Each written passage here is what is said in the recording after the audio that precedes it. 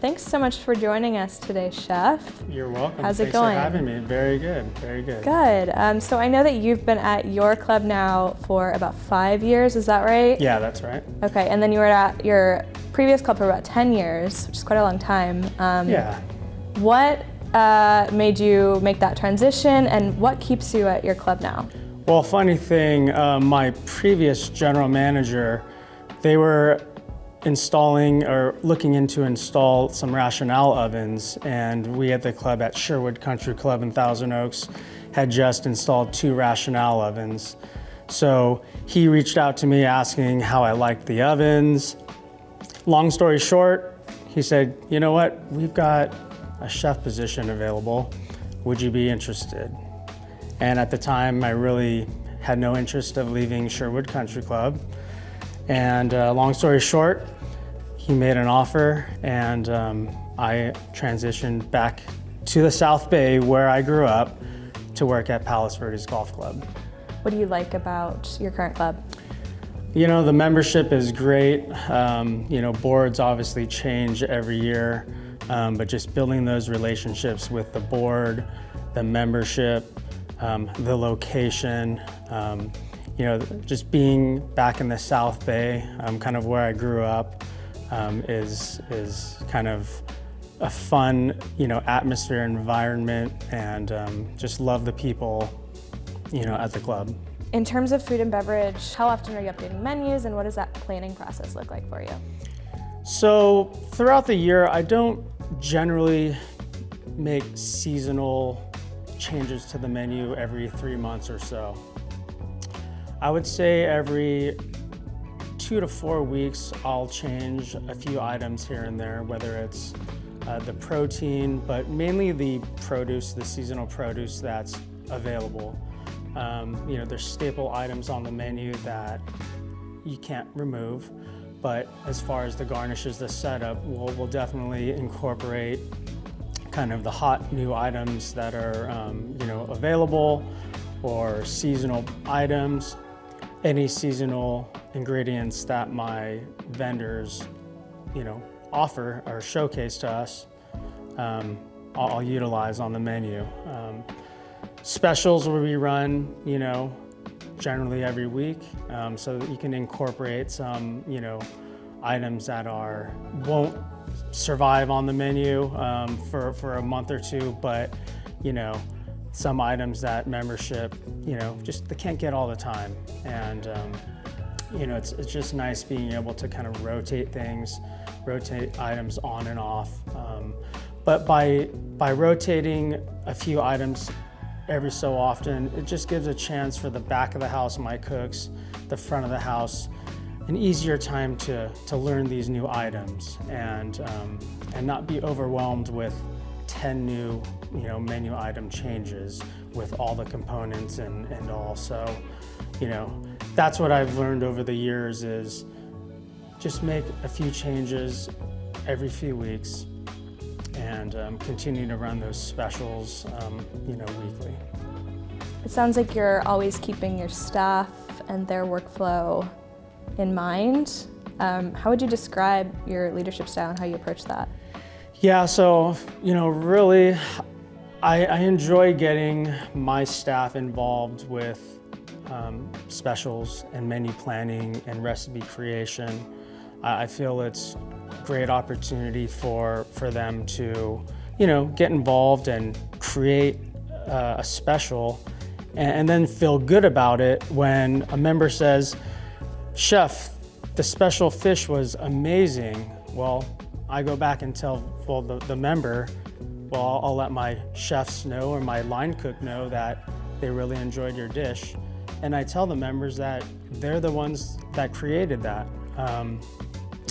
I try not to make everything just mine. It's a team effort, and I get a lot of my cooks and chefs involved with all of that.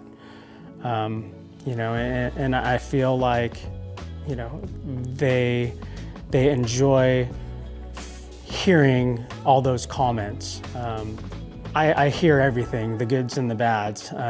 They hear some of the negative as well, but it's nice to provide them with some feedback of, they really enjoyed the dish you created. I'm sure that helps with the culture in the kitchen. Yeah, absolutely. Keeps them on their toes, and you know what, honestly, all of a sudden I see 2 or 3 cooks bringing me a pasta dish, a salad, a vegetarian sandwich for me to try. And most of the time, we make some minor, adjustments and seasoning and portion size, but a lot of those items go on the menu. So I know that your club, you've renovated the dining room recently, now you're renovating the banquet. Can you tell us a little bit about that and what the goals are? Yeah, so when I started 5 years ago, we were pretty much cooking a la carte and banquets out of one kitchen. So we're struggling to find space to operate, a banquet and a la carte simultaneously. I mean, it happened, and we got through it, but the board and the membership finally, which I'm so appreciated for, they approved building us a banquet kitchen to then provide, a much better service and an execution of events, and not having to fight over, space. So we've been dealing with a lot of construction over the last 6-7 years, but eventually the whole goal is to not have to ever disturb member dining. So if there was an event on a Friday for 300 person, we would have to shut down member dining for a Friday night to execute a 300 person event. And now we shouldn't have to do that ever again. Operate out of the banquet, operate out of our main kitchen for a la carte. And now our dinner service, we can open for one additional day, night, on Saturday. So we mainly operate, we mainly offer dinner Wednesday through Friday, and soon we'll be able to offer dinner Wednesday through Saturday. Also, as a part of the banquet kitchen, we found this void space downstairs in our downstairs prep kitchen. I think it was about 800 square feet that we created some storage, and we're able to install a small dishwasher and another small rationale oven. So hopefully we can do some baking down there, pasta and pizza making.